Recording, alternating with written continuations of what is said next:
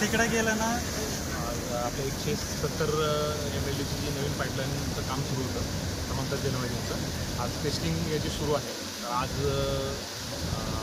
उजनीपासून तर जवळ 80 किलोमीटरचं अंतर आहे आपल्या पाटणीचं.